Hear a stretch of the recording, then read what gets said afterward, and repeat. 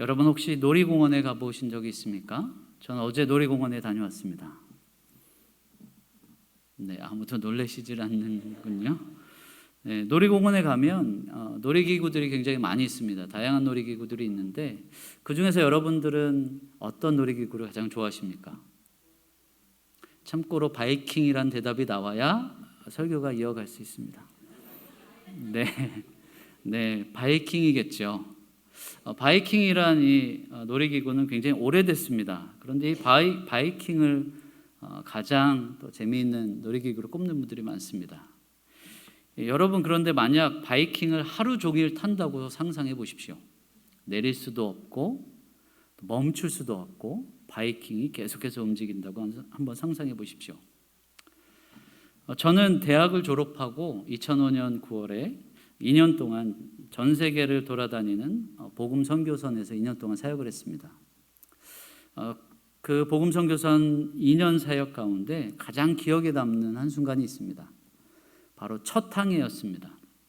2005년 9월 배에 타서 4박 5일간의 여정을 떠났습니다. 남아프리카 공화국에서 출발해서 마다가스카르까지 4박 5일간의 일정이었습니다. 가는 내내 얼마나 파도가 심했는지 마치 여러분께 말씀드렸던 것처럼 멈출 수도 없고 또 내릴 수도 없는 바이킹을 4박 5일 동안 타는 기분이었습니다.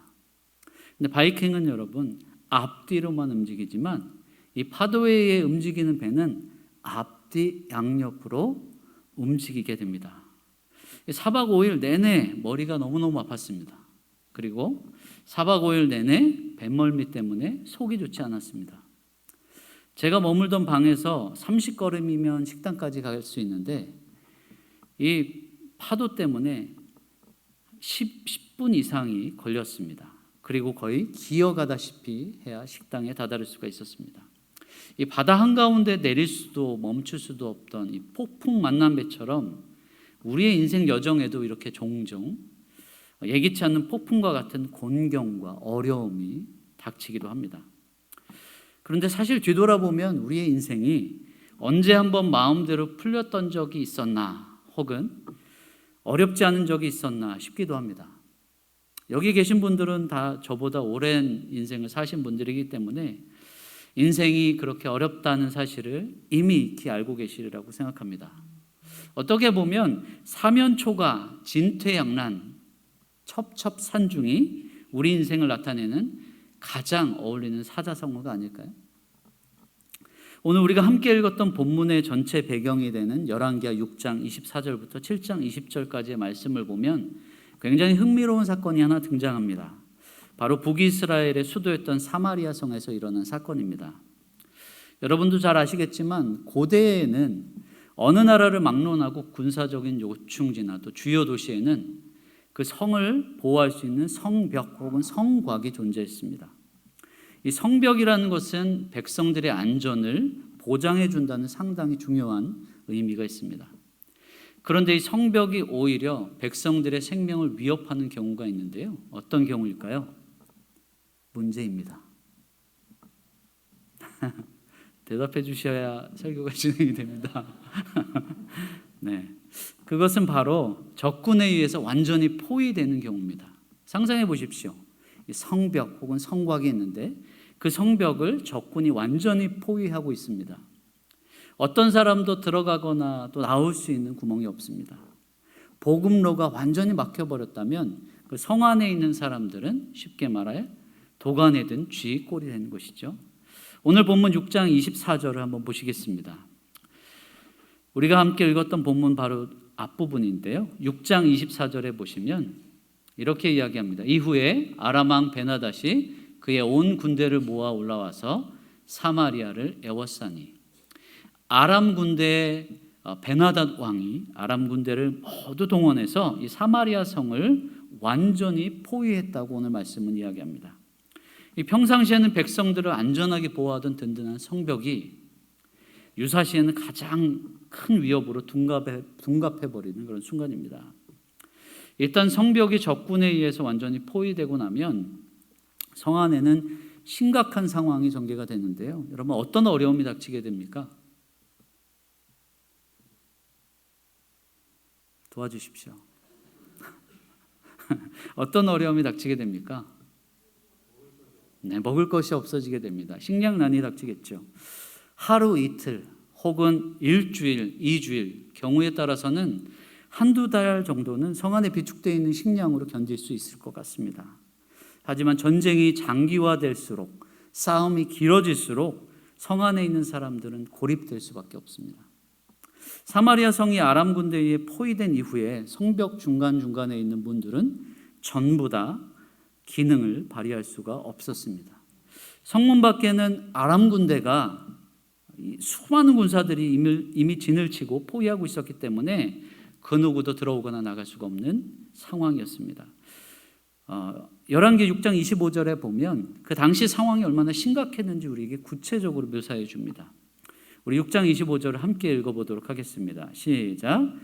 아람 사람이 사마리아를 에워싸므로 성중이 크게 줄여서 나귀 머리 하나에 은 80세겔이요 비둘기똥 4분의 1갑에 은 5세겔이라 하니. 아멘.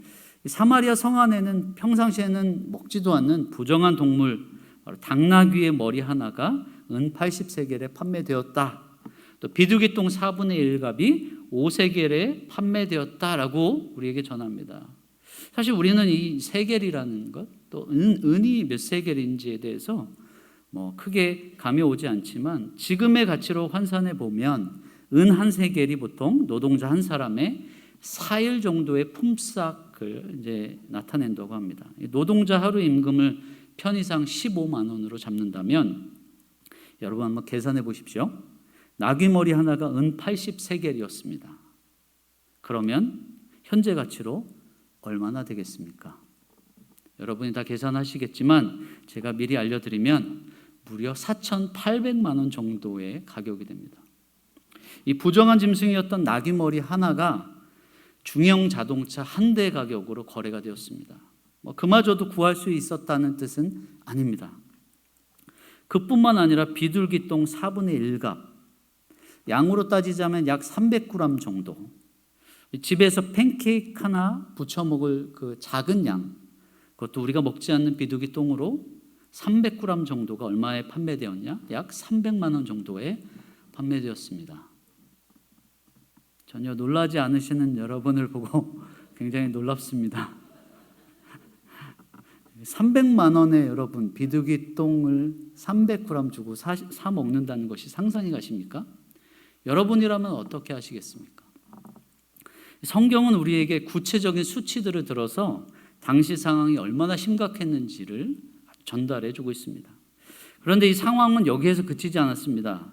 더 심각한 상황이 일어난 것을 본문을 통해서 볼 수 있는데요. 어떤 상황이 일어났습니까? 하루는 이 상황을 견디다 못한 두 여인이 당시 사마리아 이 북이스라엘의 왕이었던 요람 왕을 찾아와서 이렇게 이야기합니다. 왕이시여, 우리의 억울함을 좀 풀어주십시오. 어떤 이유였을까요? 두 여인이 얼마나 배가 고팠는지 약속을 하나 하게 됩니다. 우리가 먹을 것이 없으니 오늘은 그 집 아이를 삶아 먹고 내일은 우리 아이를 삶아 먹읍시다. 약속을 하게 됩니다. 그런데 첫째 날 한 아이를 삶아 먹었던 것 같습니다. 우리는 상상할 수 없는 이야기지만 그런 일들이 벌어졌던 것 같습니다. 그런데 그 다음 날 어떤 일이 벌어졌습니까? 오리발의 역사는 이렇게 오래됐습니다. 이 상대방 여인이 오리발을 내밀면서 나는 그 약속을 지킬 수 없다고 약속을 일방적으로 깨버린 것이죠. 이 먹을 것이 없자 살아남기 위해서 사람의 인육을, 그것도 자신의 자녀들을 잡아먹는 일이 사마리아 성에서 일어났습니다.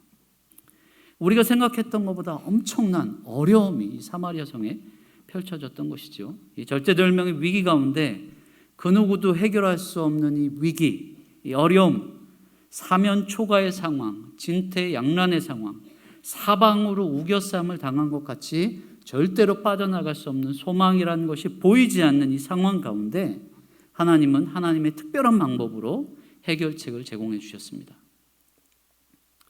무에서 유를 창조하신 하나님, 사막에 강을 내시는 하나님, 또 불가능을 기적으로 바꾸시는 하나님께서 하나님의 방법대로, 하나님의 특별한 방법으로 이스라엘 백성을 구원해 내셨습니다. 여러분, 하나님은 대단한 군대나 잘 훈련된 사람들 혹은 소위 말하는 용사들을 사용하지 않으십니다. 하나님은 지극히 평범한, 아니 어쩌면 누가 봐도 초라한 4명의 나병 환자들을 사용하셨습니다. 나병 환자들을 하나님께서 굳이 왜 사용하셨을까요? 여러분, 나병 환자가 잘못된 것이 아닙니다. 저는 나병 환자들이 마치 문제가 있는 것처럼 이야기하고자 하는 것이 아닙니다. 나병에 대해서 옳고 그름을 이야기하고 싶지도 않습니다. 그런데 성경은, 또 구약 성경은 이 나병이라는 전염병의 심각성에 대해서 우리에게 이야기합니다. 이 고대 사회의 나병이라는 것은 워낙 전염성이 강합니다. 또 치료 방법이 전무했던 당시에는 무조건 피해야 하는 것이 이 나병을 대하는 방법이었습니다. 그래서 나병 환자들은 자신들의 속한 가족과 마을 공동체를 떠날 수밖에 없습니다. 진영 밖에 분리되어서 영원히 살게 되는 것이죠. 아마 오늘 말씀 속에 나병 환자 4사람은 어쩌면 사마리아 성에 살던 평범한 사람들이었을 수도 있습니다. 우리처럼 평범하던 사람들이 어느 날 자신 몸에서 나병을 발견합니다. 처음에는 숨기고 싶었을 것입니다. 그리고 점점 숨길 수 없게 되자 정해진 규례대로 제사장을 찾아갑니다. 그리고는 나병 진단을 받고 결국 사마리아 성에서 쫓겨납니다. 그 누구도 보호해주지 않는 광야 어딘가에서 살아가게 된 것이죠. 나병 환자들의 삶이 어땠을까요? 자신들이 태어나서 평생을 살아온 가족과 고향을 떠나서 행복했겠습니까? 버려진 존재로 살아가야만 했지 않겠습니까? 부모도 자녀도 심지어 그들의 배우자도 그들을 외면하고 성에서 쫓겨날 때 그들의 마음이 무너지지 않았겠습니까? 어쩌면 사람들이 손가락질하고 저주 소리를 내뱉으며 그런 소리를 들으며 나는 도대체 이 세상에 왜 태어났는지 자신의 삶을 저주하고 자기 스스로도 자신을 손가락질하는 삶을 살지 않았겠습니까? 그 누구도 이해해주지 않고 위로해주지 않는 철저하게 버려진 이 광야에서 자기 자신을 내던져야 했는지 모르겠습니다. 사랑하는 성도 여러분, 우리의 삶도 크게 다르지 않습니다. 혹시 오늘 우리 중에 본문 속의 나병 환자들처럼 자신의 삶이 무너지는 경험을 하고 계시지는 않습니까? 여러분은 혹시 그 누구도 나를 이해해주는 사람도 또 위로해주는 사람도 없다고 자신의 삶을 포기한 채 철저하게 버려진 외로움으로 마치 광야에 홀로 던져진 것처럼 힘겹게 그렇게 살아가고 계시지는 않습니까? 하지만 기억하십시오. 가족도 또 부모도 심지어 나조차 나를 포기하고 버릴지 몰라도 하나님은 절대로 여러분을 버리지 않는다는 사실을 기억하셨으면 좋겠습니다. 오늘 본문 속의 4명의 나병 환자들은 이미 쓰라리고 차디찬 인생의 거대한 폭풍을 경험한 사람들이었습니다. 자신의 가족들과 친척들에게서 철저하게 분리되어서 외롭게 살아가고 있던 불쌍한 사람들이었습니다. 그리고 성 밖으로 쫓겨난 이후에는 사마리아 성에서 나오는 쓰레기를 뒤지며 그 삶을 연명했을지도 모릅니다. 그런데 성 안에 있는 백성들에게 위기가 닥치자 4명의 나병 환자들에게는 또 다른 어려움이 찾아옵니다. 사마리아 성이 포위된 이후에 사마리아 성은 굳게 닫히고 음식물 쓰레기는 구경조차 할 수가 없었습니다. 사마리아 성 안에서 나귀 머리가 4,800만 원에 또 비둘기 똥 4분의 1값이 300만 원에 거래되는 상황이니 두말할 나위 없지 않겠습니까? 그래서 이 나병 환자는 굶어 죽기 직전의 위기에 처하게 됩니다. 그런데 이런 거대한 인생의 위기 가운데 하나님은 초라하고 보잘것없는 이 나병 환자들을 하나님의 기적에 동참시키십니다. 본문 7장 3절과 4절을 우리 함께 읽어보도록 하겠습니다. 본문 7장 3절과 4절입니다. 우리 함께 읽겠습니다. 성문 어귀에 나병 환자 4사람이 있더니 그 친구에게 서로 말하되 우리가 어찌하여 여기 앉아서 죽기를 기다리랴. 네, 계속 읽어주시면 됩니다.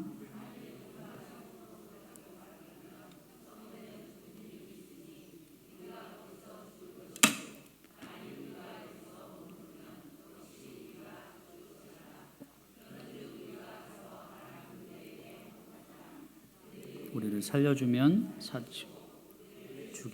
죽일 것이라 하고. 아멘. 4명의 나병 환자 중 한 사람이 이렇게 얘기합니다. 어차피 우리가 여기 있어도 굶어 죽고 또 아람 군대 진영에 들어가도 맞아 죽을 것이 뻔한데 둘 다 죽는 것은 매한가지니까 우리가 한번 가서 구걸하고 음식을 주든 안 주든 한번 결정해 보자.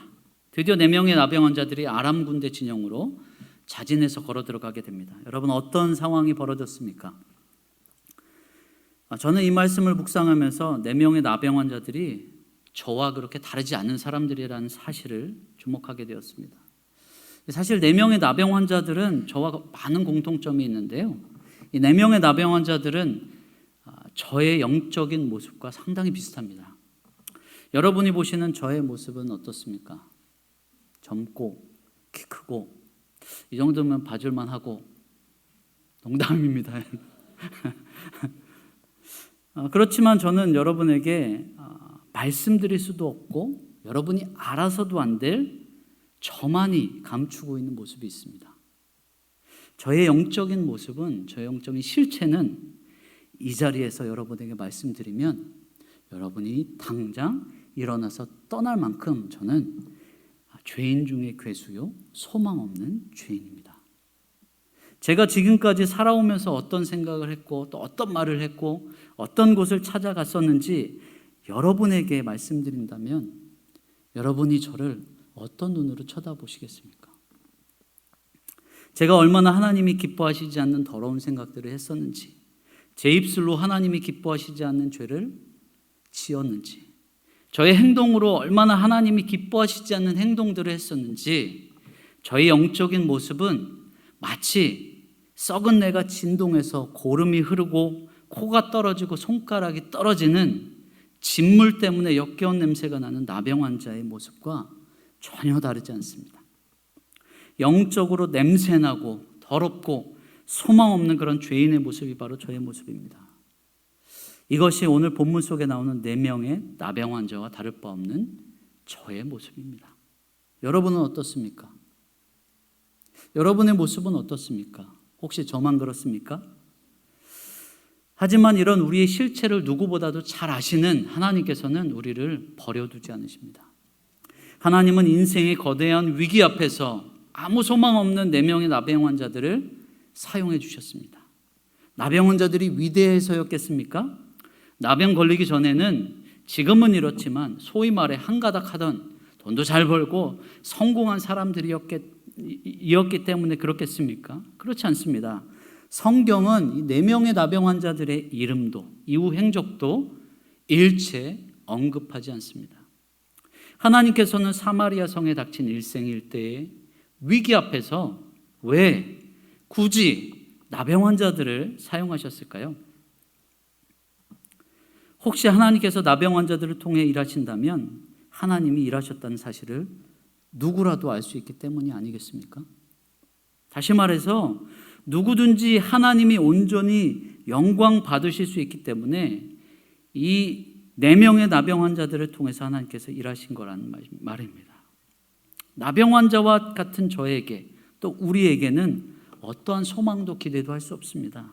하지만 우리가 우리의 인생 대신 주인 되신 예수님을 만나 변화되고 우리를 통해서 하나님이 일하신다면 우리를 알고 있는 또 우리를 보고 있는 모든 사람들이 우리를 통해서 역사하시는 그 하나님을 인정하고 찬양하게 될 것입니다. 우리의 모습이 아니라 우리를 통해서 역사하시는 하나님이 드러날 것이기 때문입니다. 이것이 하나님께서 나병 환자들을 사용하신 이유가 아니겠습니까? 오늘 본문에는 흥미롭게 이 나병 환자들과 대조되는 인물이 등장합니다. 바로 이 북이스라엘의 9번째 왕이었던 요람 왕입니다. 요람 왕은 바알의 우상을 제거하긴 했지만 금송아지를 섬기고 또 하나님 보시기에 악한 왕이었다고 성경은 기록합니다. 이 자신의 신세를 한탄하고 열왕기하 6장 33절에 보면 심지어 이 모든 위기의 원인을 하나님께 돌리고 엘리사를 죽이려고 하는 요람 왕의 모습이 등장합니다. 열왕기하 6장 33절을 메시지 성경으로 준비했는데요. 우리 한번 읽어보도록 하겠습니다. 함께 읽겠습니다. 이 재앙은 하나님이 직접 내리신 것이다. 다음은 또 무엇이냐? 이제 하나님이라면 지긋지긋하다. 여러분, 이것이 우리의 모습 아닙니까? 하나님께서 사용하셨던 이 4명의 나병 환자들은 초라한 사람들이었고 또 대단한 사람들이 아니었지만 하나님께서 사용하신 반면 요람 왕은 하나님을 원망하고 한탄하는 모습을 볼 수 있습니다. 요람 왕과 대조되는 4명의 나병 환자들의 태도가 흥미롭지 않습니까? 이 4명의 나병 환자들이 아람 군대의 진영으로 들어갈 때 어떤 일이 발생했을까요? 어떤 일이 일어났을까요? 성경은 나병 환자들이 아람 군대의 진영에 들어가기도 전에 이미 놀라운 일들이 벌어졌음을 증거합니다. 나병 환자들이 한 것은 아무것도 없었습니다. 나병 환자들이 한 것은 그저 하나님께서 사용하시는 일에 쓰임 받았던 것밖에 없습니다. 나병 환자 4사람이 잔뜩 겁에 질려서 한 발 한 발 아람 군대 진영으로 걸어 들어갔던 모습을 한번 상상해 보십시오. 두렵지 않았겠습니까? 떨리지 않았겠습니까? 얻어먹을 것을 얻어먹는다는 생각 외에 어쩌면 이게 이제 나의 마지막 날이 될 거라고 생각했을지도 모르겠습니다. 드디어 긴장되는 순간 아람 군대의 진영의 첫 번째 텐트에 들어갔습니다. 여러분, 어떤 일이 벌어졌는지 아십니까? 이 텐트 안에는 아무도 없었습니다. 텐트는 고요했습니다. 이 텐트를 열자마자 그 안에 있는 것을 보고 놀랄 수밖에 없었습니다. 그 안에는 마치 급히 도망간 것처럼 옷들이 여기저기 널려 있었습니다. 심지어 무기들도 그대로 있었고 금은 보화와 음식들도 그 텐트 안에 그대로 놓여져 있었습니다. 그런데 유독 아람 군대 군인들만 보이지 않았습니다. 심지어 말과 나귀와 전차들도 그대로 있었습니다. 도대체 어떤 일들이 벌어졌을까요? 오늘 본문은 하나님께서 간밤에 아람 군대에 어떻게 역사하셨는지를 우리에게 보여줍니다. 하나님은 환청을 아람 군대에게 들려주셔서 아람 군사들은 간밤에 들려오는 환청 소리를 듣고 놀라서 모두 도망쳤습니다. 엄청난 숫자의 군대가 만들어내는 함성 소리, 또 전차 소리, 말발굽 소리가 들려오자 아람 군사들이 큰일 났다, 기습이다. 이스라엘 사람들이, 북이스라엘 사람들이 우리보다 더 강력한 군사들을, 저 용병들을 데려와서 우리를 이곳에서 죽게 만드는구나라고 생각하며 혼비백산이 도망하였던 것입니다. 그래서 뒤를 돌아볼 여유도 없이 자기 몸만 간신히 빠져나간 것이죠. 여러분, 얼마나 다행입니까? 엄청난 일이 벌어졌습니다. 수천 명일지 수만 명일지 모를 군대가 다 떠나가고 텅 빈 텐트들만 그저 놓여 있었습니다. 4명의 나병 환자들의 표정이 어땠을까요? 텐트를 열어보고 어떤 반응을 보였겠습니까? 사람들이 숨었는지 아니었는지 찾아봤겠습니까? 먹을 것을 보자마자 눈이 뒤집히지 않았겠습니까? 첫 번째 텐트에 들어가서 어떤 일을 했겠습니까? 이게 웬 떡이냐? 살다 보니 이런 날도 오는구나 라고 하면서 들어가서 눈에 보이는 먹을 것은 전부 입에 집어넣고 주머니마다 꽉꽉 채웠을지 모르겠습니다. 이 정도면 며칠 배고플 일이 없을 것이라고 생각하고 급하게 먹었겠죠. 그리고 옆 텐트로 돌아갑니다. 옆 텐트에도 가보니 텅 비어있기는 매한가지였습니다. 거기에 있는 음식들을 또 챙기기 시작합니다. 이미 챙긴 음식들로 가득 차고 배도 불러오기 시작하자 이제 값비싼 금은 보화들이 눈에 들어옵니다. 여러분이라면 어떻게 하시겠습니까? 주인이 있으니까, CCTV가 있을 수 있으니까 K 보안 생각해서 그냥 그 자리에 두고 핸드폰이라 할지라도 만지지 않으시겠습니까? 여러분이라면 과연 어떻게 하겠습니까? 저 같으면 빨리 숨기겠습니다. 여러분이 이 4명의 나병 환자들도 우리와 다르지 않은 사람들이라 이 물건들을 땅에 감추지 않았겠습니까? 그리고 자기만의 표시를 해뒀겠죠. 나중에 와서 내가 반드시 이거를 찾겠다. 어쩌면 저와 이렇게 똑같습니까? 또 우리와 이렇게 닮아 있습니까? 화장실 들어갈 때와 나올 때가 다른 우리의 모습과 너무 똑같지 않습니까? 소망 없이 죽어가던 나병 환자들에게 소망이 찾아왔습니다. 우리의 인생에도 크나큰 위기가 찾아옵니다. 여러분, 예수님을 알기 전 여러분의 삶은 과연 어땠습니까? 평탄하셨습니까? 살만하셨습니까? 예수님을 만난 이후 여러분의 삶은 어떻게 변했습니까? 우리들도 나병 환자들처럼 우리 삶에 여러 가지 축복들을 누린 이후에 그것들을 숨겨두고 있지는 않습니까? 땅에 묻어두고 있지는 않습니까?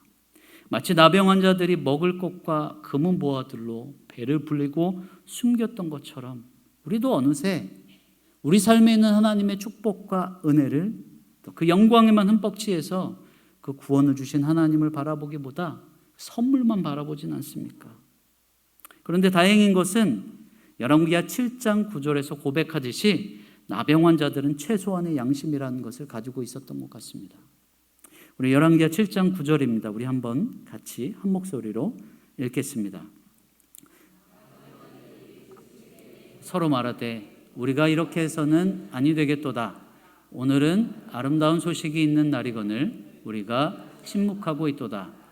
만일 밝은 아침까지 기다리면 벌이 우리에게 미칠지니 이제 떠나 왕궁에 가서 알리자 하고. 아멘. 여러분, 다른 버전의 성경에 보면 우리끼리만 알면 천벌을 받아도 마땅하다라고 표현합니다. 나병 환자 4사람 중에 한 사람은 우리만 알고 있을 수 없다. 우리에게 아름다운 소식이 있는데 만약 우리만 알고 있다면 우리는 천벌을 받아도 마땅하다라고 고백합니다. 여러분, 이 고백이 우리의 고백이 되어야 할 줄로 믿습니다. 저는 16년 동안 선교지에서 선교사로 살았습니다. 인도네시아에서 사역할 때 한인교회 사역을 주일에는 도운 일이 있습니다. 평일에는 인도네시아 자카르타까지 2시간 혹은 2시간 반 걸리는 거리지만 주일에는 50분이면 자카르타까지 가게 됩니다. 하루는 제가 동역하던 한인교회 집사님들을 저희 동네로 초청했습니다. 저희 동네 오셔서 식사도 하시고 또 기도도 하고 또 저희 사역하는 거 보시고 기도해 주십시오. 집사님들의 대답이 여러분 어떻겠습니까? 왕복 5시간, 6시간은 너무 멀어서 갈 수 없습니다. 다음을 기약하시죠. 아니면 자카르타에서 만나죠. 라고 말씀하셨습니다. 그런데 여러분, 어느 날 갑자기 저에게 전화가 왔습니다. 그 집사님들 중 한 분이 저희 동네 근처에 5분 거리에 방문을 하셨다는 겁니다. 그래서 제가 그 집사님께 여쭈었습니다. 집사님, 멀다고 오지 않던 이곳에 도대체 왜 오셨습니까?